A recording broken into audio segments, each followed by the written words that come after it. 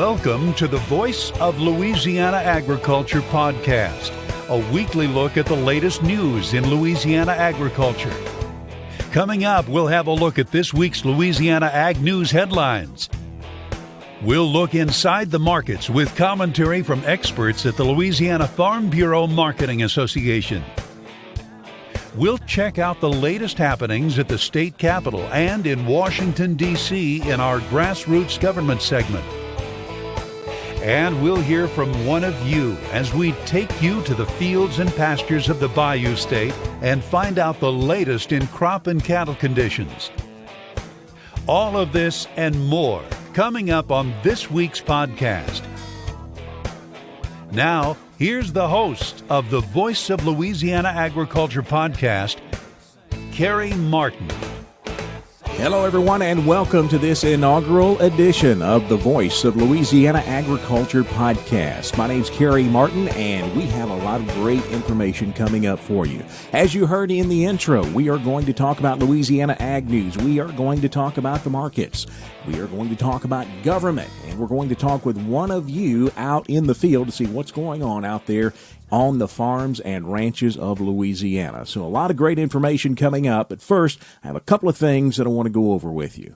First, this is a weekly podcast. Our goal is to put a podcast out every Friday afternoon.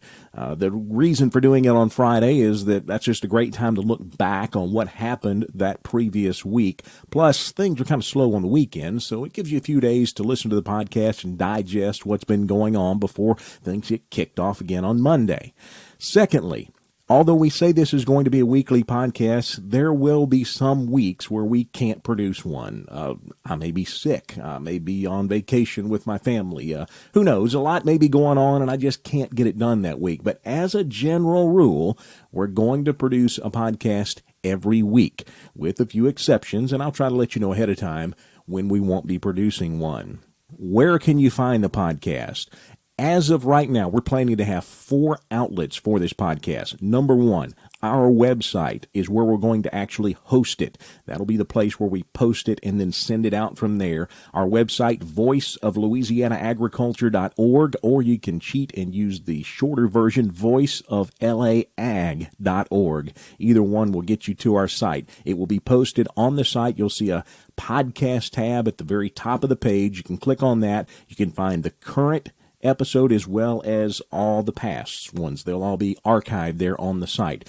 We'll also send it to iTunes for those of you who use Apple devices. We'll send it to the Google Play Store for those of you who use Android devices. And we'll also post it on SoundCloud. That's just a popular place for a lot of people to find audio, and we're going to post it there as well. So the website, iTunes, Google Play, and SoundCloud. Those 4 places you should be able to find the podcast every week. Use whichever one you like or whichever one works for you. So a lot of great stuff coming up, and we're really excited to get this first podcast started. So hang on. Here we go with news right after this.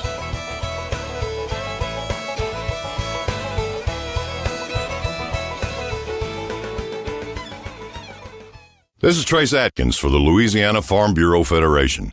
Farm Bureau has been working for Louisiana's farmers and ranchers since 1922, and that work continues today. If you're a farmer or rancher, Farm Bureau wants you to join and be a part of their family. Farm Bureau knows you're busy running your operation, so while you're at work on your farm or ranch, Farm Bureau is watching out for your interests. So join today. The Louisiana Farm Bureau Federation, the voice of Louisiana agriculture.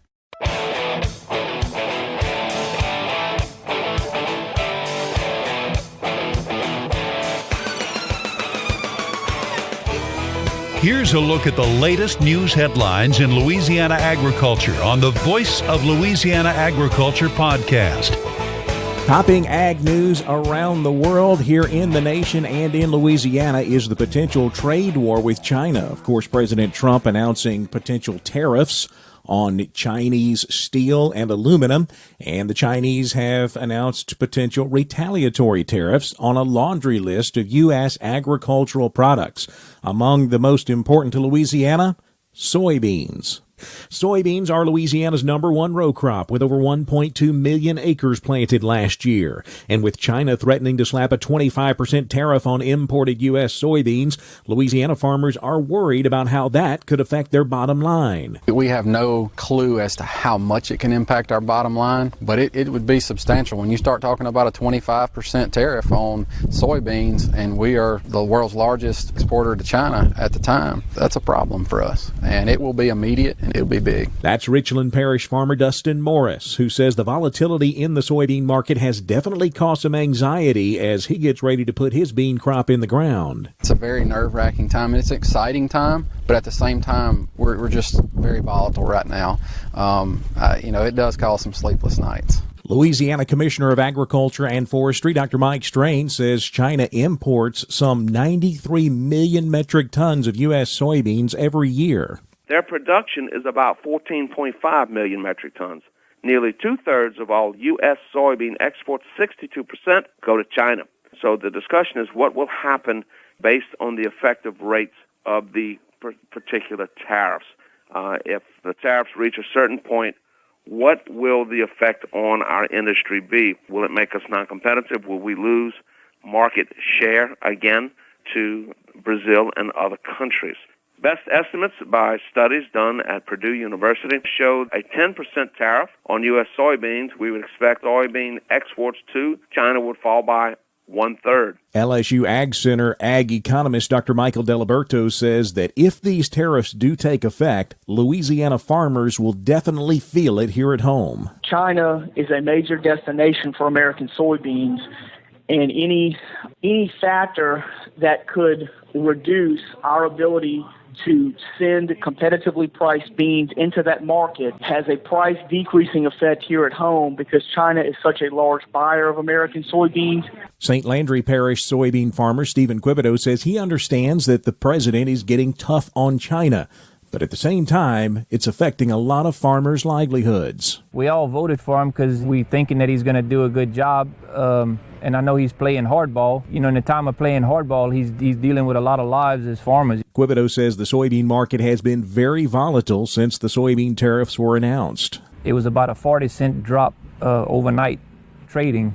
And, us as farmers need every penny we can. A penny doesn't sound like a lot to most people, but when you sell it 100,000 bushels a year, every penny makes a big difference. The Louisiana Crop Progress and Condition Report this week shows that the Louisiana corn crop is practically all planted. 95% of the corn crop now in the ground, well ahead of the average pace of 85%.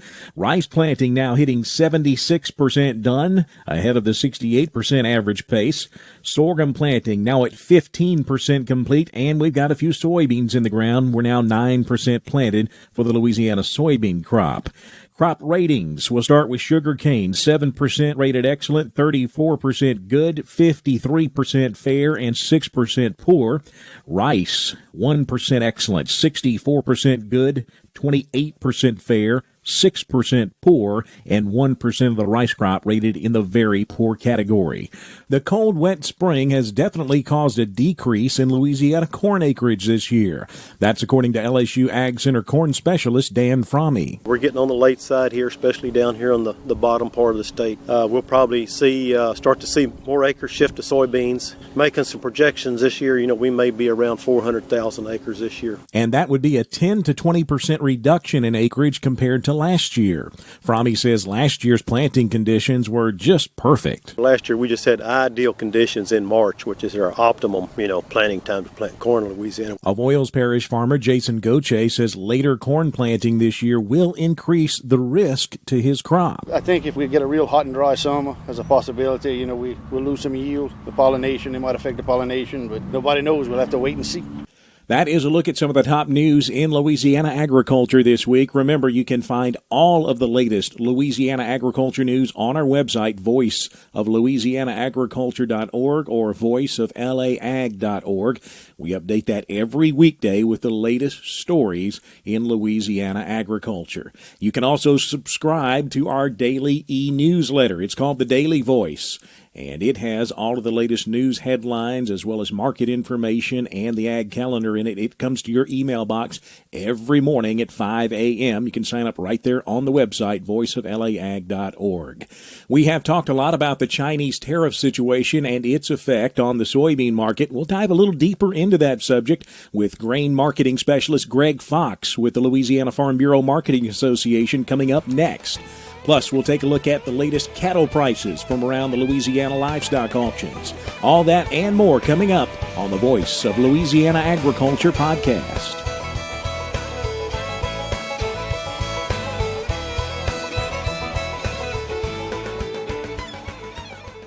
This is Trace Atkins for the Louisiana Farm Bureau Federation. If you're a farmer or rancher, Farm Bureau wants you to join and be a part of their family.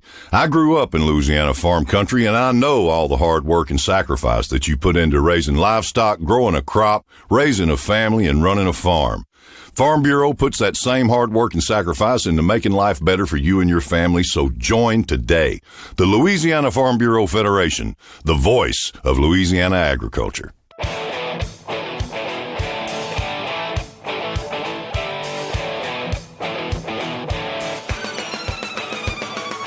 Now let's look at the markets with insight from the experts at the Louisiana Farm Bureau Marketing Association on the Voice of Louisiana Agriculture podcast. Now to take a look at the markets, we talk with Greg Fox. He's a grain marketing specialist with the Louisiana Farm Bureau Marketing Association. Greg, let's start talking about the soybean market first. We've seen this bean market have just good, slow, steady strength throughout this week. What's behind that? Why all the strength there in beans? Tuesday we saw our monthly report on grains. We showed lower carry-out stocks on soybeans, so that helped drive the markets up a little bit. And then we continue to see decline in the South American production, specifically Argentina. They went from 47 million metric tons down to 40 million metric tons. And I think by the time we see the May report, that'll come down a little bit as well. So you're seeing demand because of that, less production in those areas where a lot of countries kind of go first for their soybean purchases. Now we're going to see some shifts to the U.S., and we've seen some export business out of the U.S. for new crop soybeans. Well, Greg, there's a lot of talk out there about the Chinese tariffs and the effect that's had on the market. The market was shook a little bit about that here a couple of weeks ago, but we've really recovered all of those losses. Yeah, a lot of that was just talk. They have decided to negotiate and kind of look at things a little differently and look at the trade deal, and so that's helped rebound the grain market. And most of the folks just believe that China's not going to be able to avoid U.S. beans. Of the 85% they import, 40% of that comes from the U.S. roughly. So they can't go without beans. And if they do put those tariffs on soybeans, it's going to hurt their internal prices more than it'll hurt us. So it just overall wasn't a good deal for them. And as talks kind of gone more positive, we've seen the bean market react to a positive note on that as well. Greg, let's talk the corn market. While we've watched soybeans have this good, strong, steady climb over the last week, the corn market really hasn't seen that. Why no strength in this corn market this week? On the report Tuesday, we saw carry-out stocks increased on corn. We saw really strong demand early in the year for corn. A lot of that was old crop corn. But we just can't seem to chew down the supply. They've added back to those stocks, and we're just not looking like we're going to run out anytime soon. Projected planted acres look fairly strong for corn. They're down a little bit from the numbers last year, but again, these are early numbers. So we just can't seem to really get steady on the upside. It's up a little, down a little, up a little, down a little. So it kind of nets out the same. If we could see wheat kind of maybe take off and get a nice little rally, I think that would help the corn market. But it's going to take a while, I think, before we see any fireworks on the corn side. Greg, you mentioned wheat. I know we have very little wheat here in Louisiana, but how are things looking going into this harvest coming up here this summer on the wheat market? So far, the folks that we spoke to that have wheat are satisfied with the way it looks so far. Of course, it's one of those crops you got to get in it to really see what you have. But prices are quite a bit better than where we were at this point last year.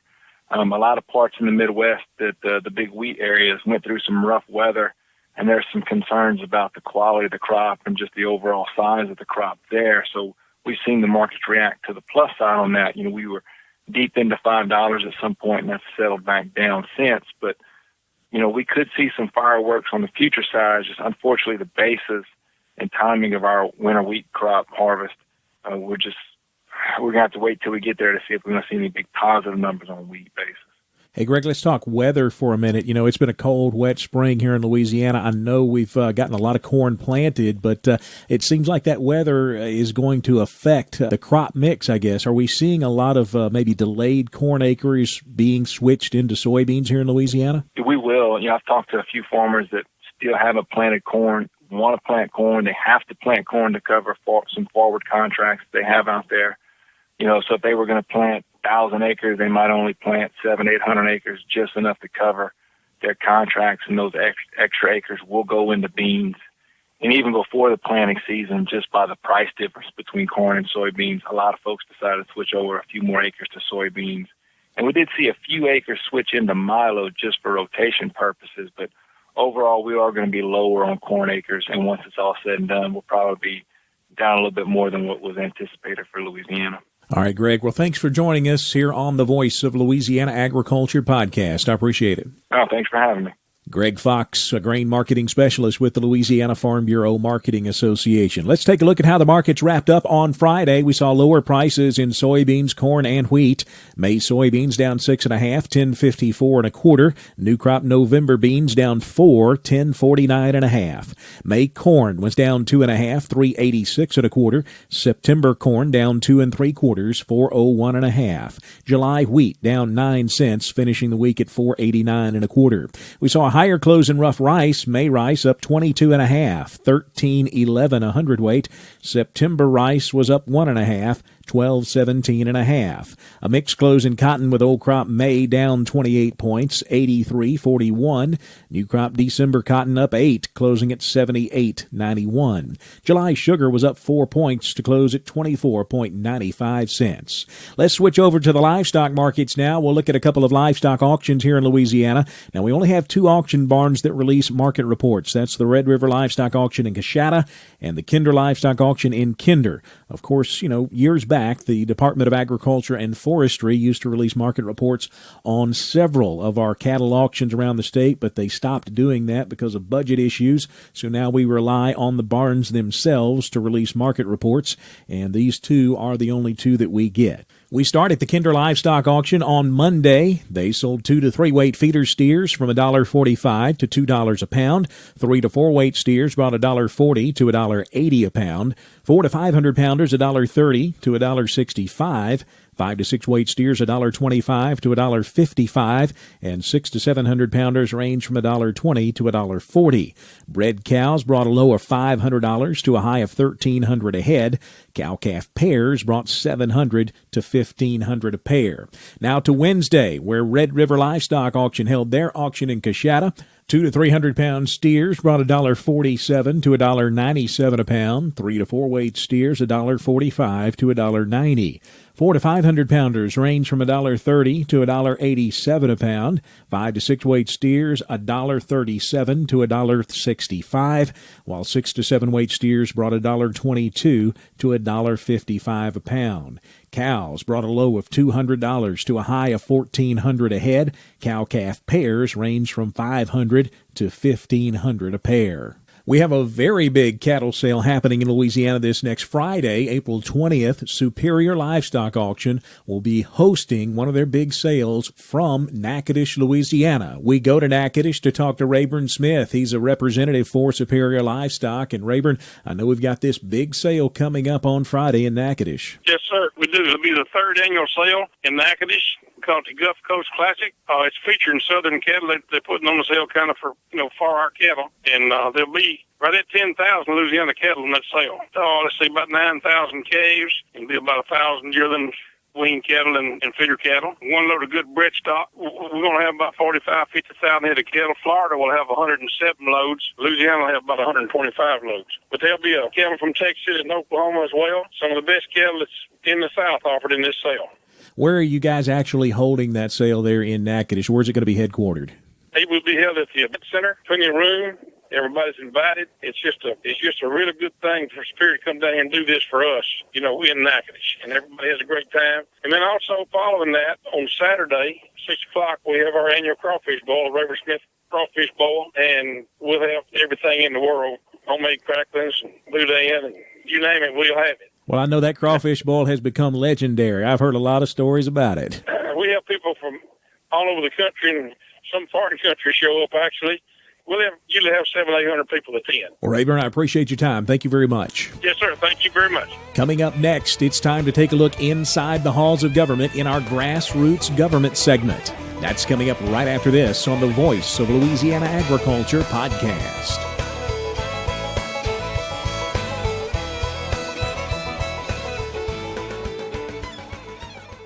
This is Trace Atkins for the Louisiana Farm Bureau Federation. Louisiana farmers and ranchers dedicate their lives to producing the food we eat and the clothes we wear.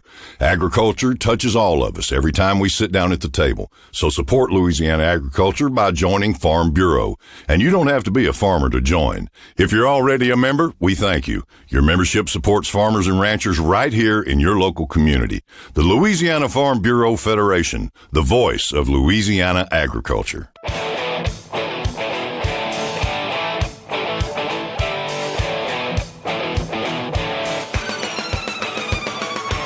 It's time for a look inside the halls of government in this week's edition of Grassroots Government on the Voice of Louisiana Agriculture podcast. In our Grassroots Government segment this week, we go to Washington, D.C. to talk with Louisiana 5th District Congressman Dr. Ralph Abraham. Dr. Abraham is the only member of our congressional delegation to sit on a congressional Agriculture Committee. He sits on the House Ag Committee. He has very strong ties to agriculture as well. He owns farmland in Louisiana. His daughter Ashley is married to Dustin Morris. Dustin is a farmer in Richland Parish, and you may have heard Dustin earlier in our first segment of this podcast. And Dr. Abraham himself is a veterinarian in addition to being a medical doctor, so he has a lot of ties to the land and to agriculture. Avery Davidson caught up with Dr. Abraham yesterday in his office in Washington, D.C., and talked to him about the Farm Bill. Dr. Abraham says we are ahead of schedule, and things are really going to get rolling on this Farm Bill this coming week. Avery? Here on the Voice of Louisiana Agriculture, we're joined by Congressman Ralph Abraham from Louisiana's 5th District. And Congressman Abraham, you're joining us at a very important time for Louisiana's farmers and ranchers. We're about to have the markup of the Farm Bill. That's right, and we're looking forward to it. It's going to be a great bill. All the commodities are well pleased with it, so we're looking forward to getting it to the President's desk. Now, what are some of the things that you feel are going to be fixed this go-round that maybe did not work for our producers, especially up there and around the Monroe area? Well, certainly in this 2018 Farm Bill, we're going to bring cotton back in the fold, back to HARP PLC. Heretofore, it was in the stacked program. That didn't work too well. Talking to our bean, corn, rice, sugar farmers, they are very pleased with what's in this 2018 Farm Bill. So I think Chairman Conway and the committee have done a very good job of making most people very happy. You know, I think what's going to make a lot of folks really happy is that this is actually happening in the year in which it's supposed to. We've had so many times where the Farm Bill was delayed and pushed off to the following year. How much work has it been for you, for everyone there in Congress, to get this ball moving so soon? For the last 3 years, we've been working fervently to get this on time, on target, and I really think we're going to actually be a little early. So that's a phenomenal thing to do up here in D.C. So again, the president, hopefully with our bill, Senate bill, conference bill, will get to the president's before the deadline. Now, you mentioned about on deadline, on target, normally on budget is another thing.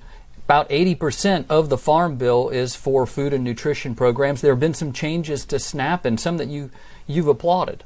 Oh, I applaud a lot of the changes. And again, this bill is no extra money for SNAP. It's actually, the entire bill is $112 billion less than what CBO allowed us to do. So it's a great bill fiscally, and it's a great bill in a lot of other ways. On the SNAP issue, we are going to mandate work requirements for certain recipients, certainly not all, not the children, not the disabled, not those that have to care for children less than 6 years of age. But for those that can work, we want them to have the opportunity to get out, get gainful employment, and if they can't find a job, then we're going to allow them to train with some educational programs, some school, in order to be qualified to get a job. Yeah, I think I liked part of what you said in your statement is that it should be a step-up program. You bet it is. It's an on-ramp, not an off-ramp.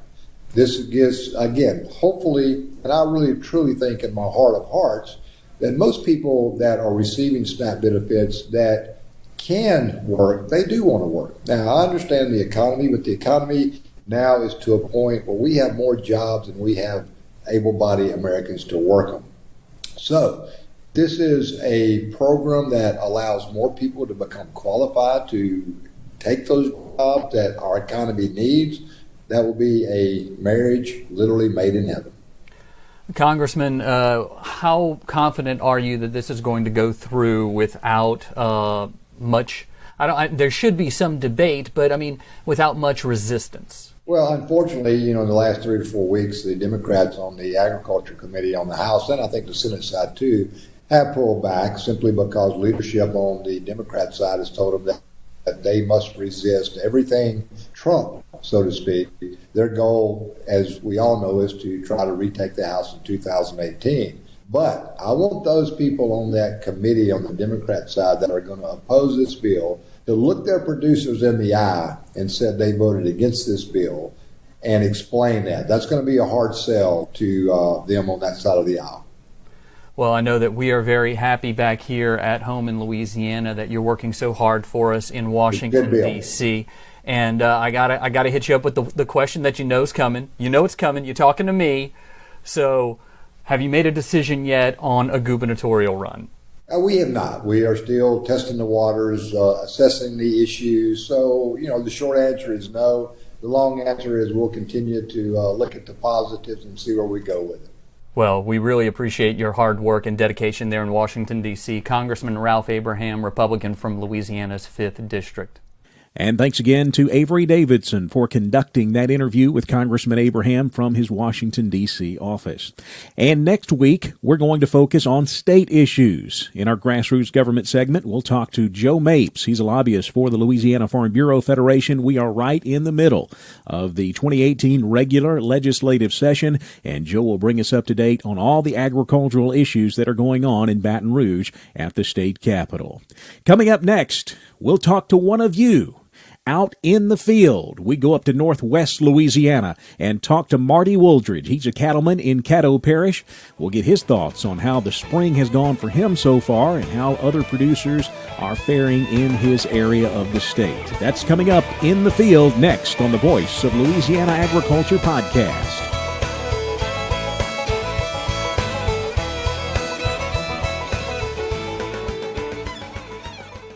This is Trace Atkins for the Louisiana Farm Bureau Federation. Believe it or not, your food doesn't come from the grocery store.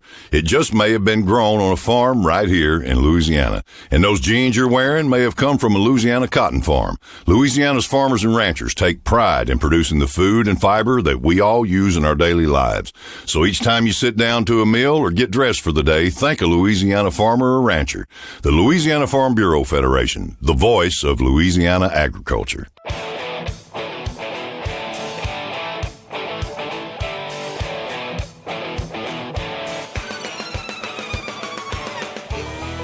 We're taking you to the fields of Louisiana as we hear from one of you in the field on the Voice of Louisiana Agriculture podcast. As we go out in the field, we talk to Marty Wooldridge. He is a cattleman in Caddo Parish, way up in the northwest corner of Louisiana. And Marty, thanks for joining us on this very first Voice of Louisiana Agriculture podcast. Well, Kerry, thanks for giving me a holler today so we can talk about things. Hey, let's take a couple of steps back and look back at something that happened a few weeks ago, Marty. I know you're the chairman of the Louisiana Farm Bureau's Livestock Advisory Committee. You guys took a bus trip, a whole bus full of Louisiana cattlemen up through Texas and Oklahoma a couple of weeks ago on your annual beef tour. Tell me a little bit about that. Why do you guys do that and how did it go? Well, Kerry, this was our 5th trip.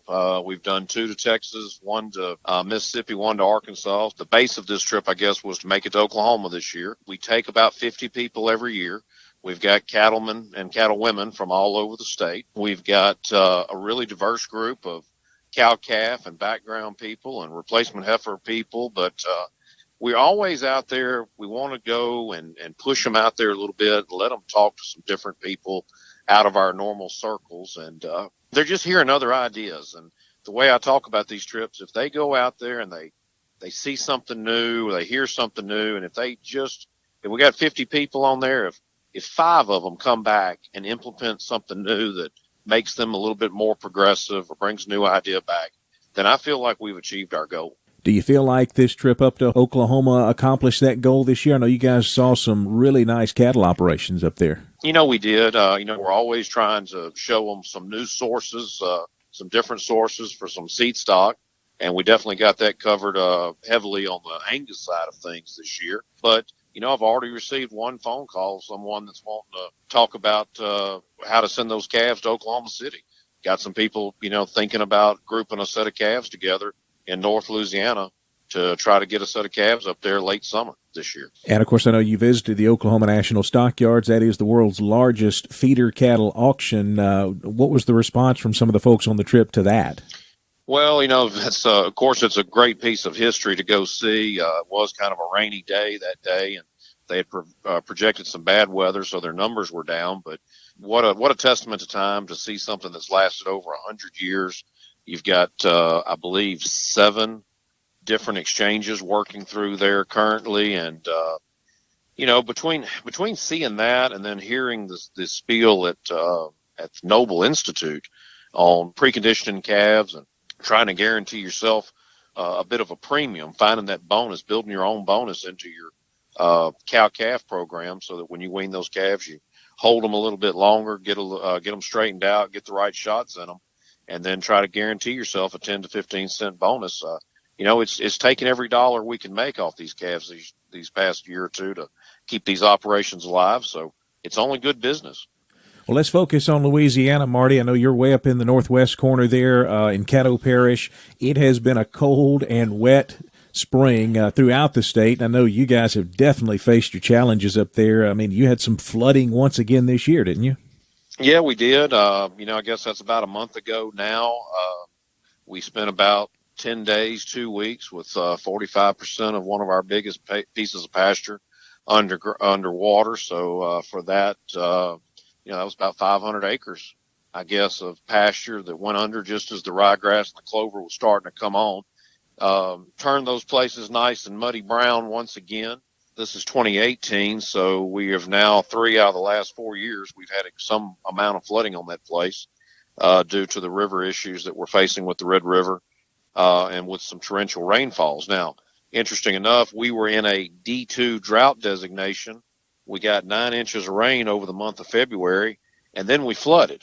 So, yes, there was a lot of water coming down the river also at the same time. It's still hard to believe how you could be that dry and the next thing you know, go to a flooding event. The ryegrass, the clover was pretty much wiped out in those areas, but it's allowed the Bermuda to start on early.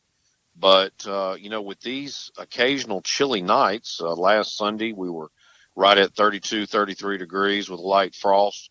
I'm looking again here this weekend. We're looking at, I think Sunday night, Monday night, we're going to be like 38 degrees.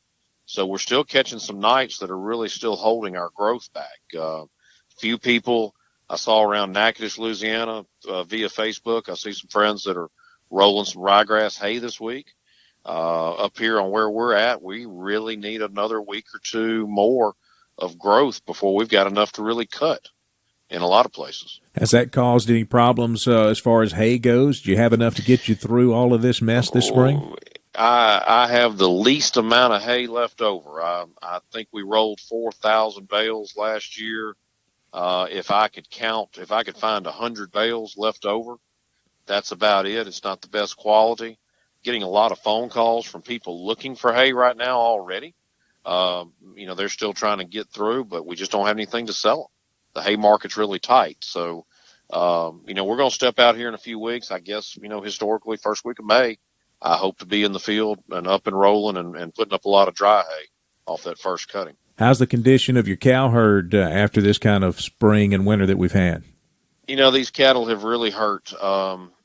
We, for the first time in my lifetime, we actually had some 10 degree actual temp mornings that dropped into as low as 2 and 3 degree wind chills with a little bit of snow.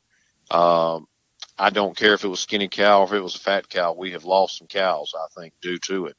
They are starting to turn around with the greenery that we've gotten so far, but I really wish our grass was stronger by now to help fill them up and give them some extra strength. We've got some cows that are finishing up calving. We got some cows that are finishing up raising some calves that we'll probably wean by June 1st, and I really need the next 60 days for things to get a lot better than they have been. Marty, I really appreciate you joining us here on the podcast this week. Thanks a lot. All right, Kerry, we appreciate you doing it. Caddo Parish Cattleman Marty Wooldridge on this week's In the Field segment. Coming up next, we'll take a look at the Louisiana Ag Calendar to see what kind of meetings and events are coming up over the next week on the Voice of Louisiana Agriculture podcast.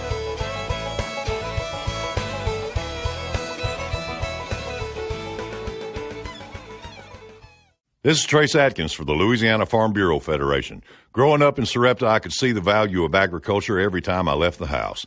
Whether it was timber going to the paper mill or cattle in a pasture, I knew the farmers, ranchers, and landowners were keeping my hometown on the map. And the Louisiana Farm Bureau Federation helps keep them in business. So join the Farm Bureau today. Become a member at lafarmbureau.org or call your parish Farm Bureau office. The Louisiana Farm Bureau Federation, the voice of Louisiana agriculture.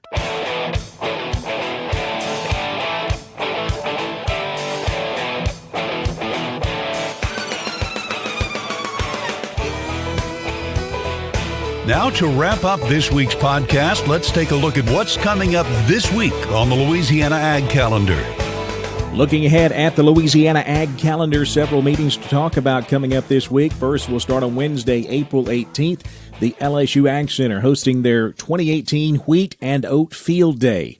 That's going to be at the Macon Ridge Research Station in Winsboro. The program starts with tours at 9 o'clock, and there will be a sponsored lunch at noon. Again, Wednesday, April 18th. On that same day, the 18th, the Ag Center is also holding one of their market-ready producer training workshops. They've scheduled 8 of these throughout the state.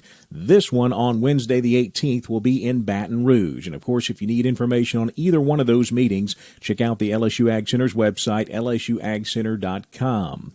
On Thursday and Friday, April 19th and 20th, the Louisiana Farm Bureau Federation's State Board of Directors will hold their regular meeting. They meet every other month. April is one of their meeting months. Thursday and Friday, they will hold their meeting at the state office in Baton Rouge. Also on the 20th, which is Friday, the Louisiana Grazing Lands Conservation Institute is hosting a mob grazing workshop. This is going to be in Mo, Louisiana. That's in Vermilion Parish. It will be held at Brookshire Farm. Now, they're bringing in someone all the way from South Africa. Ian Mitchell-Ennis has been practicing holistic management for 20 years on his ranch in South Africa. He will be in Vermilion Parish this Friday at this mob grazing workshop. If you need more information, you can check out louisianaglci.org, louisianaglci.org, and they'll have more information on the mob grazing workshop coming up Friday, April the 20th. Also on the Ag Calendar on the 20th and 21st is the Louisiana Farm Bureau Federation's Young Farmer and Rancher Committee Livestock Show. They've held this show every year for the last several years. It's been very successful. That is coming up Friday and Saturday at the LSUA DeWitt Livestock Facility. That's at the LSUA campus just south of Alexandria. If you need more information on the Livestock Show, check out lafarmbureau.org. That is a look at the Ag Calendar coming up over the next week, and that puts the wraps on this very first edition of the Voice of Louisiana Agriculture podcast.